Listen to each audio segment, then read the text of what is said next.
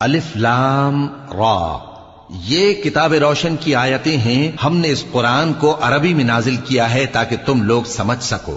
اے پیغمبر، ہم اس قرآن کے ذریعے سے جو ہم نے تمہاری طرف بھیجا ہے تمہیں ایک نہایت اچھا قصہ سناتے ہیں، اور تم اس سے پہلے بے خبر تھے. جب یوسف نے اپنے والد سے کہا کہ ابا، میں نے خواب میں 11 ستاروں اور سورج اور چاند کو دیکھا ہے، دیکھتا کیا ہوں کہ وہ مجھے سجدہ کر رہی ہیں. انہوں نے کہا کہ بیٹا، اپنے خواب کا ذکر اپنے بھائیوں سے نہ کرنا، نہیں تو وہ تمہارے حق میں کوئی چال چلیں گے. کچھ شک نہیں کہ شیطان انسان کا کھلا دشمن ہے، اور اسی طرح اللہ تمہیں برگزیدہ و ممتاز کرے گا اور خواب کی باتوں کی تعبیر کا علم سکھائے گا. اور جس طرح اس نے اپنی نعمت پہلے تمہارے دادا پر دادا ابراہیم اور اسحاق پر پوری کی تھی، اسی طرح تم پر اور اولاد یعقوب پر پوری کرے گا. بے شک تمہارا پروردگار سب کچھ جاننے والا ہے، حکمت والا ہے.